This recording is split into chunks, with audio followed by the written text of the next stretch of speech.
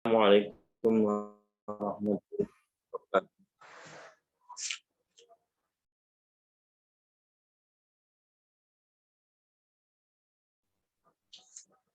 Alhamdulillahirabbil alamin.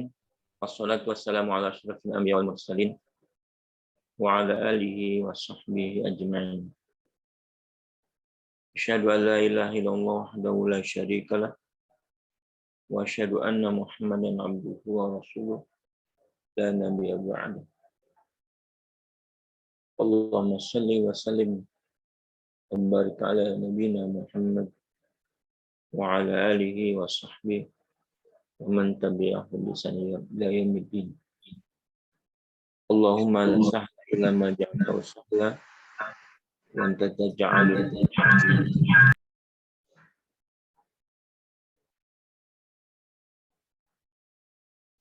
Ayohal ikhwah jamaah sekalian, khususnya jamaah Masjid Mujahidin, segala puji dan syukur kita panjatkan kepada Allah Subhanahu wa taala yang dengan nikmatnya kita bisa mengadakan majelis ini meskipun baru lewat online. Ini majelis kedua, lebih kepada percobaan, dan alhamdulillah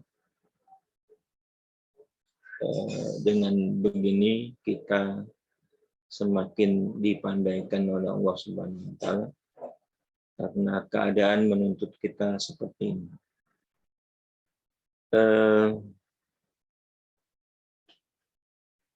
Kita bersyukur juga termasuk orang-orang yang bisa melazimi kegiatan yang diadakan Masjid Mujahidin, kegiatan ta'lim setiap malam Senin. Jamaah yang berbahagia, semuanya ini patut kita syukuri sebagai bukti bahwa kita sekalipun di tengah keadaan yang memaksa kita seperti ini, antusiasme kita untuk mendapatkan berkah ilmu tetap kita gelorakan, kita semangatkan. Mudah-mudahan dengan begitu Allah melihat pada semangat kita, Allah menyampaikan kepada kita ilmu yang bermanfaat. Salawat dan salam senantiasa tercurah untuk junjungan Nabi kita Muhammad SAW beserta istri beliau, keluarga beliau, dan para sahabat beliau, dan kepada siapa saja yang mengikuti beliau dengan lurus sampai hari kiamat kelak. Jamaah yang berbahagia, hari ini kita mencoba membahas satu judul dalam kitab Tadzkirah, mereka yang masuk surga tanpa hisab. Kemarin kita sampaikan syafaat yang sebenarnya pada penekanan dari materi-materi yang sudah kita bahas.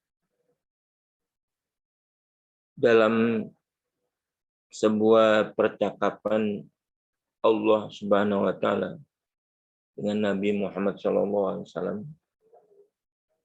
Nabi pernah ditanya apakah dia memilih bahwa surga dipenuhi oleh umatnya, separuh oleh umatnya, atau memilih syafaat.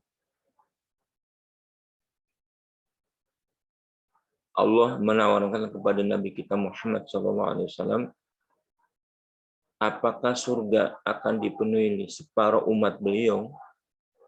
Maksudnya adalah separuh isi surga dari umat-umat terdahulu, umat Nabi Adam, seterusnya sampai umat Nabi Isa, jumlahnya seluruhnya masuk surga, yang berhak masuk surga, dan separuhnya adalah umat Nabi Muhammad SAW. Berarti umat Nabi Muhammad sungguh banyak. Tapi Rasulullah SAW dia memilih yang kedua. Rasulullah memilih syafaat daripada umatnya separuh memenuhi penghuni surga. Tentu saja itu begitu rahim, sayangnya Nabi kepada umatnya. Karena dengan diberikannya syafaat, hampir dipastikan umat Nabi Muhammad SAW semuanya bakal masuk surga. Kecuali siapa yang tidak mau. Nah, dari situ kita bisa merenungkan kalau orang bertauhid la ilaha illallah, mengucapkan kalimat la ilaha illallah, sekalipun dia tidak berbuat kebaikan, akan ada peluang mendapat syafaat. Yang paling terakhir adalah syafaat Nabi Muhammad SAW. Nah, sekarang kita akan bahas umat beliau ada yang masuk surga tanpa hisab.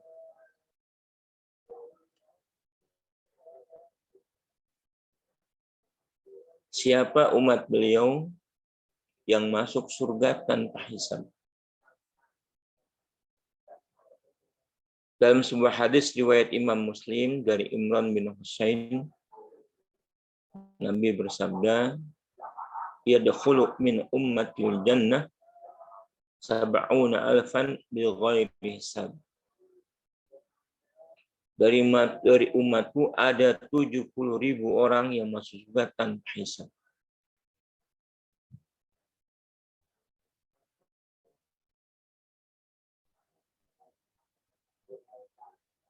Ini hadis diriwayatkan oleh Imam Muslim, juga oleh Imam Bukhari, ada di dalam kitab Fathul Bari, dan di sini dikutip ulang oleh Imam Qurtubi. Beliau menjelaskan sebagai berikut. Dari umatku ada 70.000 orang yang akan masuk surga tanpa hisab. Para sahabat pada saat itu langsung bertanya, siapa mereka itu ya Rasulullah? Rasul menjawab, mereka adalah yang tidak minta diruqyah, tidak mempercayai ramalan nasib, tidak mau berobat dengan kos, dan hanya bertawakal kepada Allah.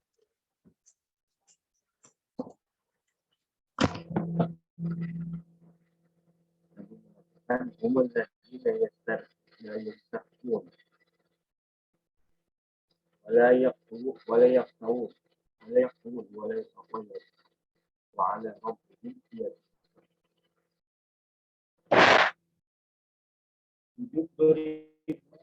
Dan akan masuk adalah yang tidak pernah minta dirinya, tidak mempunyai, tidak memberobat dengan kos.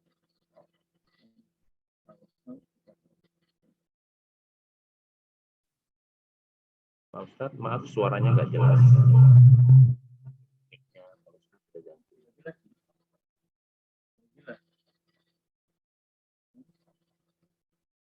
Masih belum, Pak. Belum,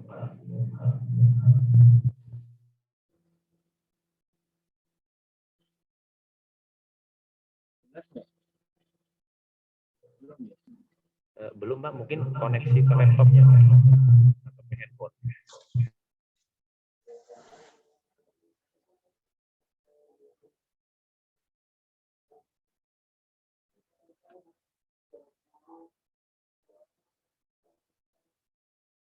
Oh, belum jelas. Sekarang jelas. Ya. mereka yang masuk surga tanpa hisab disebutkan oleh Rasulullah SAW, umul ladina yastarqun wala yaqtawun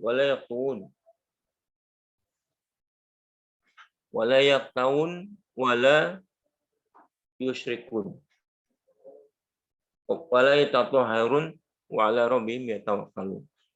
Mereka adalah orang-orang yang tidak minta diruqyah, tidak mempercaya ramalan nasib, tidak mau berobat dengan cos, dan hanya bertawakal kepada Allah. Dalam keterangan lain, hadis ini riwayat Ibnu Majah, beliau bersabda yang artinya, Robku menjanjikan kepadaku akan memasukkan ke dalam surga 70.000 orang dari umatku tanpa hisab atau diadab. Tiap-tiap 1.000 orang disertai 70.000 orang lainnya. Dan 3 genggam dari genggaman Robku. Nah, ini yang akan kita bahas adalah tidak yastarqun wala yaqtawun wala yatatayarun.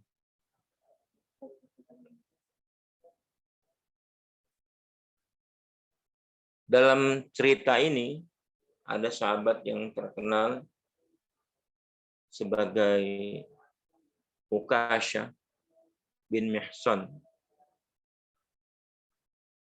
Pada saat itu beliau mengatakan ketika Rasulullah sudah bersabda, "Ya Rasulullah, mintalah kepada Allah agar menjadikan aku termasuk di antara mereka." Maka Nabi mengatakan, "Anta minhum." Kemudian setelah itu berdiri lagi seseorang berkata seperti itu, "Ud'ullah ayaj'alani minhum." Mintalah kepada Allah agar aku termasuk dalam golongan mereka. Pada saat itu Nabi bersabda, kalian sudah didahului oleh Ukasha. Ini yang patut kita renungkan. Nah, hadis ini cukup panjang, banyak riwayat macam-macam. Tapi intinya hadis ini sahih. Ada keterangan yang patut kita renungkan.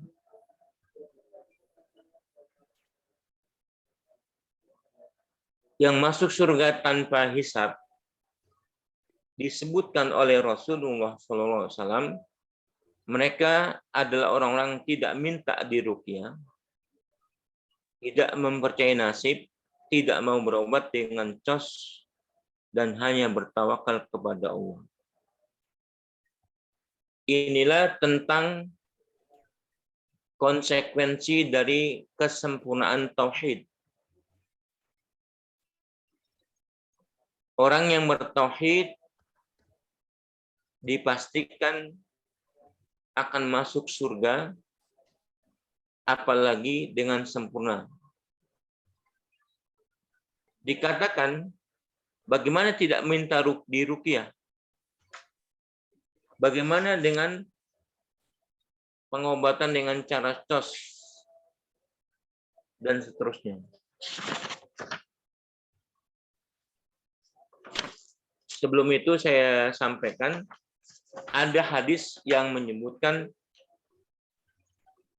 bukan 70.000, tapi 100.000. Namun hadis itu gharib.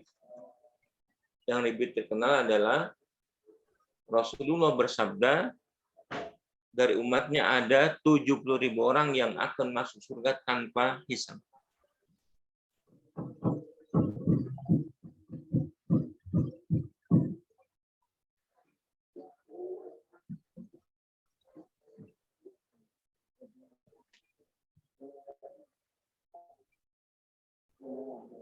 Yang kita akan terangkan di sini yang Nabi sebutkan dengan keterangan-keterangan. Pertama, tidak pernah minta diruqyah. Kedua, tidak mempercayai ramalan. Ketiga, tidak mau berobat dengan cos. Dan keempat, hanya bertawakal kepada Allah. Sekarang yang pertama.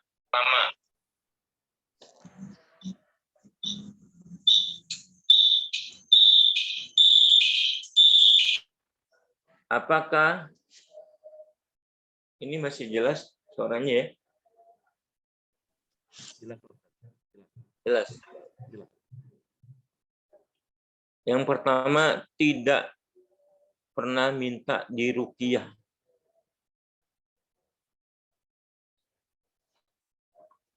Bagaimana dengan keterangan yang menyebutkan bahwa Nabi pernah diruqyah atau pernah menyuruh orang meruqyah atau pernah meruqyah orang? Apakah dengan begitu Nabi tidak termasuk atau yang pernah diruqyah tidak termasuk pada hadis ini?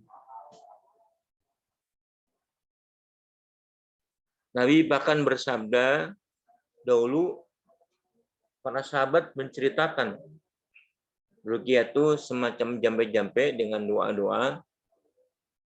Ya, kita sudah kenal sekarang doa baik dari Al-Quran, dari hadis Nabi. Kemudian orang yang minta diobati dibacakan ayat-ayat khusus dan doa-doa khusus dari Nabi.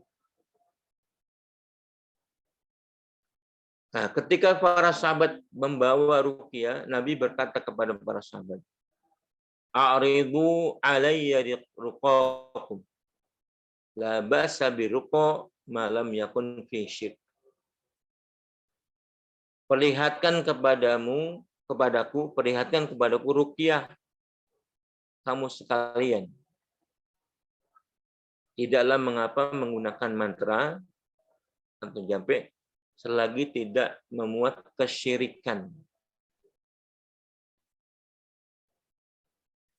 Jadi kalau Nabi pernah diruqyah, pernah menyuruh orang meruqyah, pernah meminta orang meruqyah, baik untuk dirinya atau orang lain, bagaimana dengan hadis ini?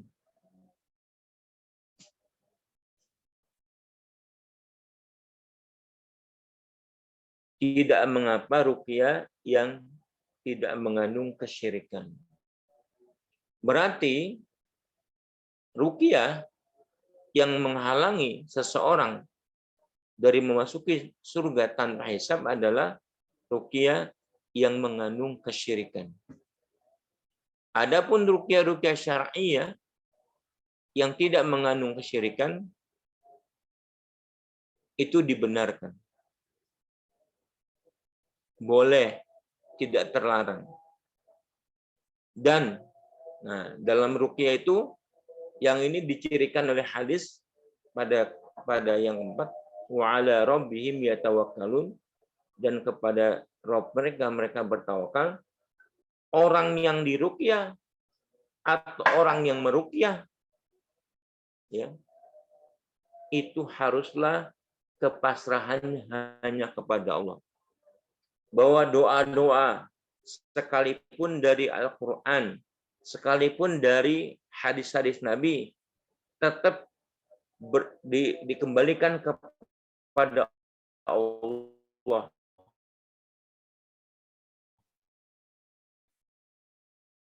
Bahwa ini hanya sebagai kepada mereka, kepada Tuhan mereka bertawakal. Adapun apabila seorang meruqyah tetapi kepasrahannya kepada ahli ruqyah yang meruqyahnya atau kepada bacaan-bacaannya, ini ruqyah tidak total di dalam tawakal kepada Allah Subhanahu wa taala.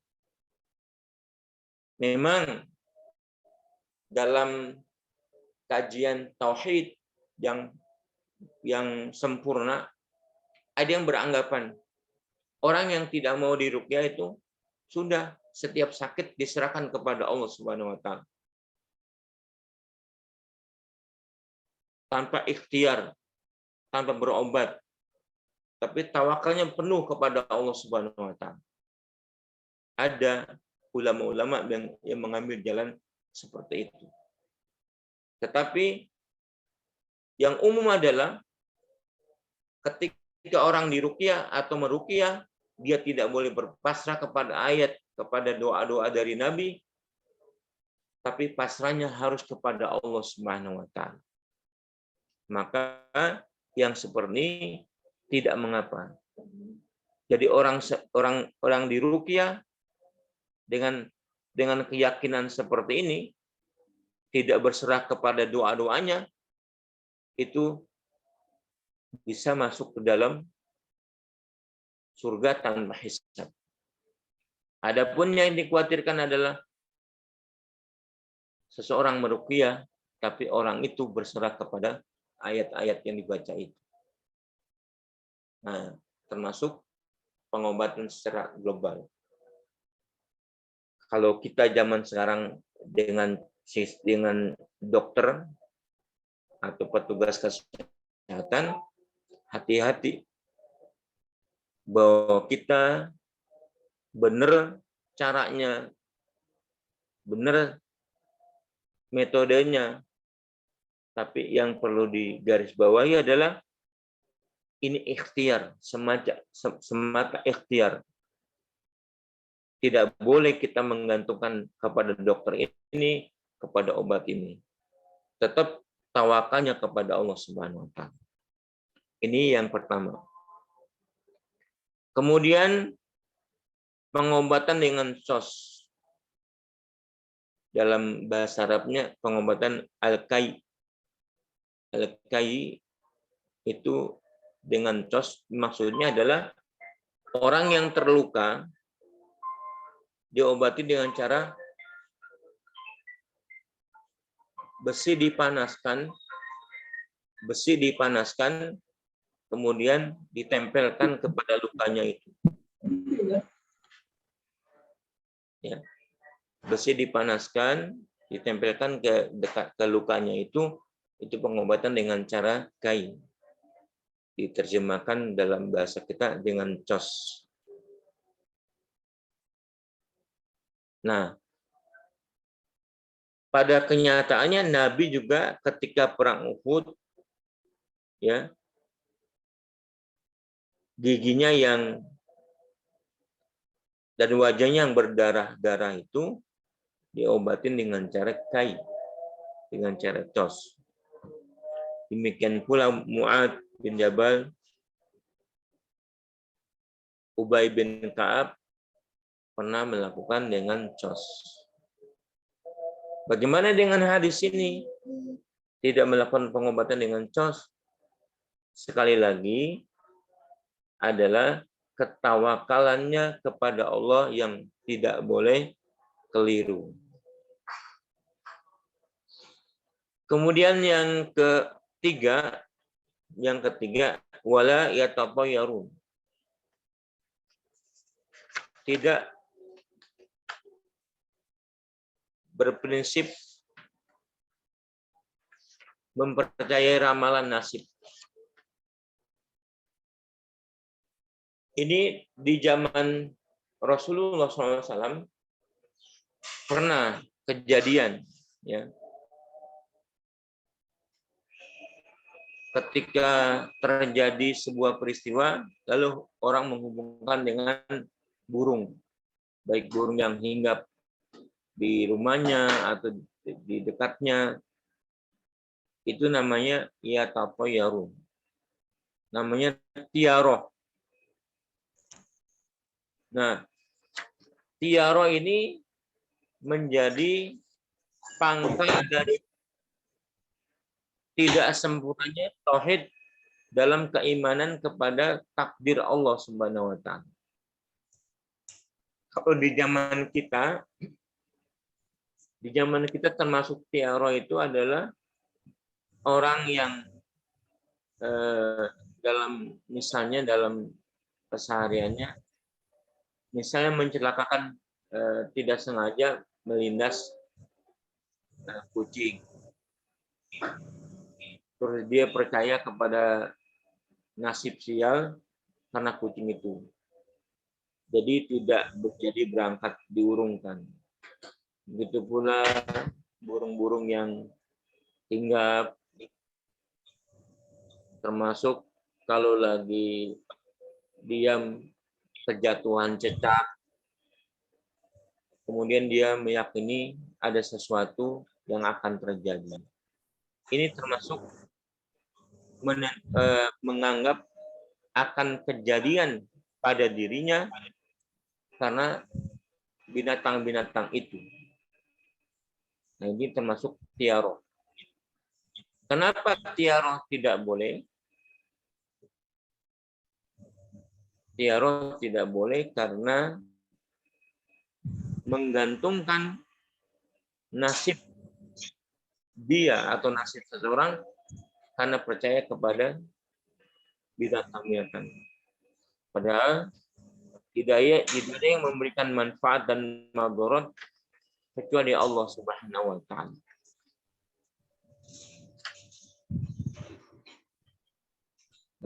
Jadi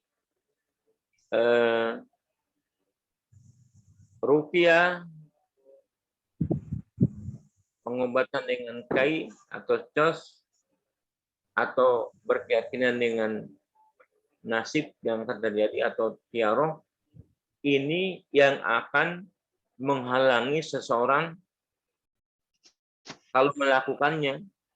Satu dari tiga ini akan menghalangi orang masuk surga tanpa hisab. Sekalipun dia sholatnya, tauhidnya, ibadahnya bagus, kalau dia keliru dalam masalah ini, dia akan masuk surga, enggak akan masuk surga tanpa hisab. Jadi yang menyebabkan umatnya Rasulullah masuk surga tanpa hisab adalah orang-orang yang tidak minta diruqyah, tidak mempercayai ramalan nasib, tidak berobat dengan cos. Nah, yang keempat, wala rabbihim yatawakkalun. Yang ketiga-tiganya itu harus, ya, maka di sini di hadisnya disimpulkan mereka itu yang mutlak sempurna ketawakalannya kepada Allah Subhanahu wa taala. Bahkan kalau di kalangan ulama ada yang ketika sakit tawakal saja kepada Allah Subhanahu wa taala. Nah, kemudian jamaah yang berbahagia, apakah hanya ini yang masuk surga tanpa hisab? Apakah hanya orang yang tidak pernah minta diruqyah, tidak pernah berobat dengan menggunakan kai, tidak percaya kepada tiaroh, hanya itu? Tidak, jamaah yang berbahagia.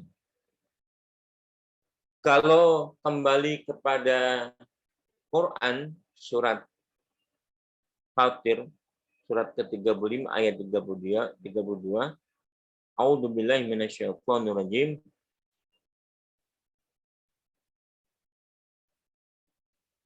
Tsumma awrasna kitabal ladzina astafaina min ibadina.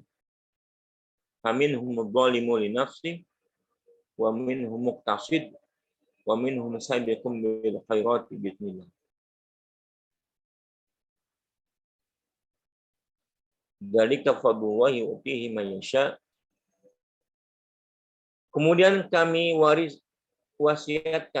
wariskan Quran ini kepada yang kami pilih dari hamba-hamba kami. Kami wariskan Quran ini kepada hamba-hamba kami yang kami pilih. berarti ini orang Islam. Manusia kalau sudah mengimani Quran dari Allah, itu termasuk dipilih oleh Allah Subhanahu wa taala. Dari orang pilihan oleh Allah ini ada 3 kriteria. Faminhum dzalimun linafsi. Ada yang menzalimi diri sendiri. Yang kedua, ada yang pertengahan. Yang ketiga, ada yang bersegera dalam kebaikan. Nah, dalam uraian, yang menzalimi diri sendiri tahu kewajiban tapi tidak dilakukan. Tahu yang dilarang malah dilanggar. Itu namanya menzalimi diri sendiri. Tapi mereka masih bergantung kepada Allah Subhanahu wa taala. Yang kedua, muqtasid adalah orang-orang yang mengerjakan yang wajib-wajib sudah, meninggalkan yang haram sudah, mengerjakan yang sunnah-sunnah sudah, tapi masih ada sunnah yang dikerjakan, yang ditinggalkan, ada yang makruh yang dikerjakan.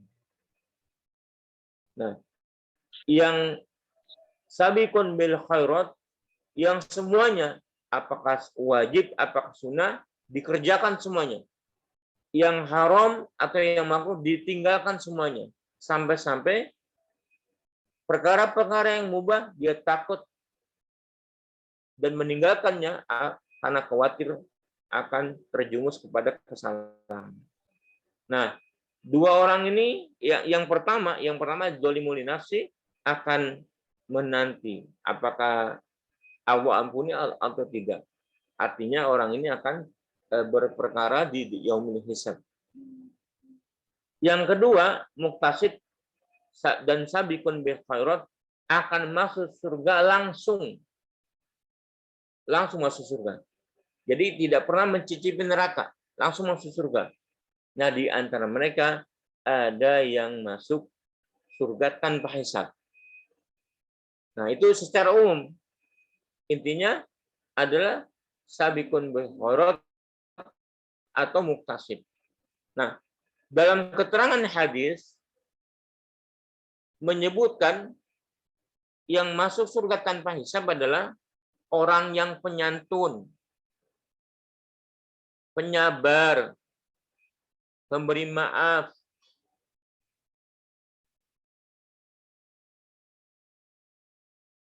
tetangganya Allah. Apa maksudnya tetangganya Allah? Mereka saling berkunjung dan bergaul serta bertukar pikiran karena Allah. Yang lain ada, yang keempat adalah orang yang mengenal kepada Allah, ma'rifat. Orang yang gemar berbuat kebajikan, memuji Allah. Orang yang gemar melakukan sholat malam. Orang yang gemar berzikir tanpa terganggu oleh pandangan. Dan orang yang senantiasa patuh kepada Allah dan menepati janji. Jadi masih banyak. Kalau kita kembalikan kepada ayat 35-32 itu, yang disebut sabiqun bil khairat, orang-orang yang beramal saleh. Nah, dihubungkan dengan hadis yang menjadi tema kita ini adalah orang-orang yang tidak yang konsisten segala sesuatunya bertawakal kepada Allah Subhanahu wa taala. Adapun orang-orang yang minta diruqyah atau berobat dengan cos atau percaya sama tiaro, mereka itu menjadi pengecualian masuk surga tanpa hisab karena ketawakalannya kepada Allah tidak sempurna. Bahkan keliru salah. Namun apabila melakukan ruqyah atau pengobatan dengan cos, tetapi mereka tetap bertawakal penuh kepada Allah Subhanahu wa taala. Walhasil, jadi kita tahu 70.000 umat Rasulullah SAW masuk surga tanpa hisab. Mereka adalah yang tawakalnya penuh kepada Allah Subhanahu wa taala. Sekalipun melakukan seperti ruqyah itu perkara-perkara yang dibolehkan, tapi ketawakalan mereka bukan kepada itu, bukan kepada obatnya, tapi kepada Allah Subhanahu wa taala.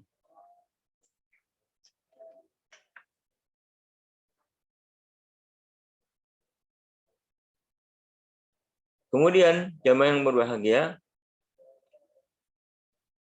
pada kenyataannya orang-orang yang diruqyah bisa masuk surga, bahkan tanpa hisab kalau mereka melakukan dengan penuh tawakal kepada Allah.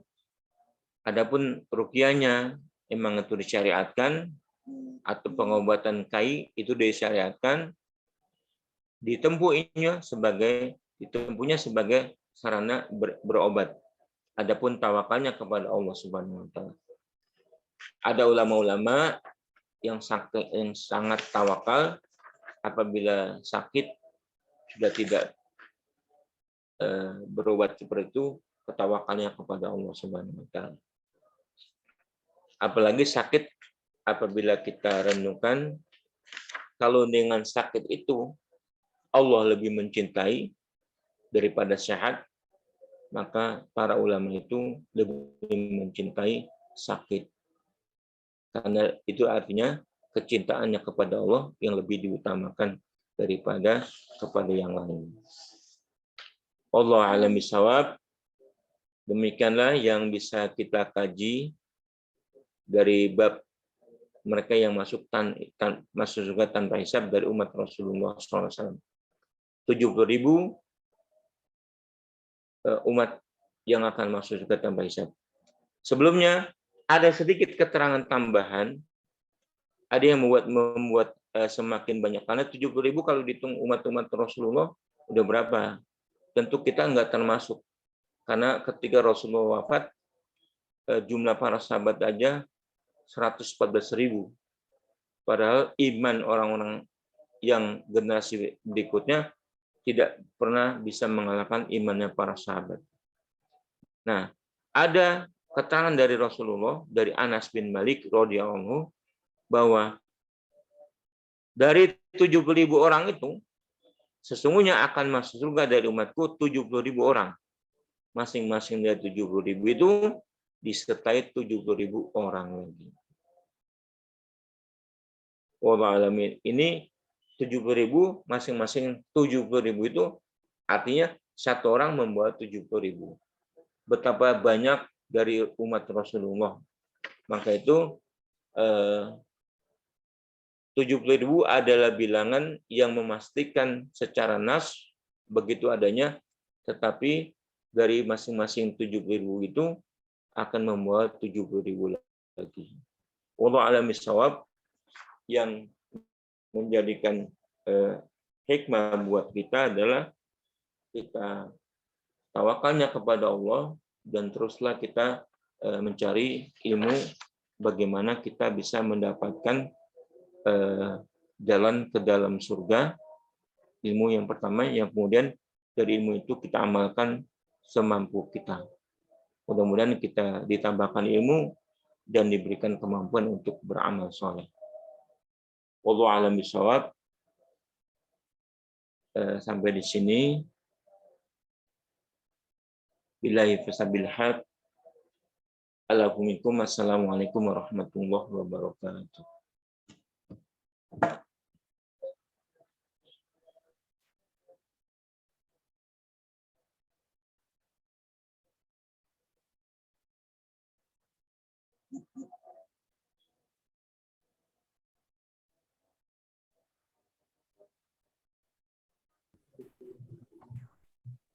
Assalamualaikum, Tat. Halo. Ya. Bisa dibuka sesi tanya jawab apa tidak, Tat? Boleh kalau mau. Ini udah adzan kan? 1 menit lagi sepertinya. Oh iya, iya.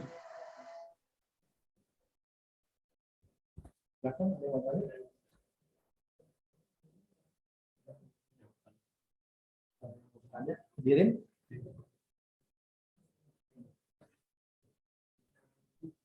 Oke.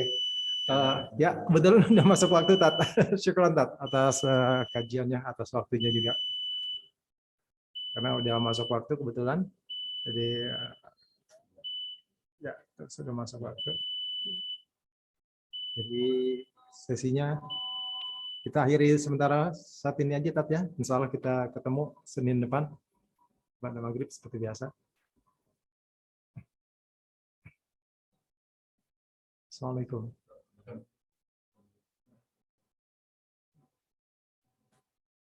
Penting dia dengar.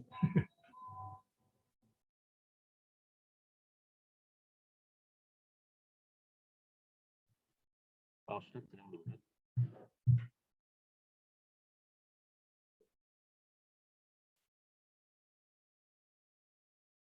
Pak Ustadz sedang dengar.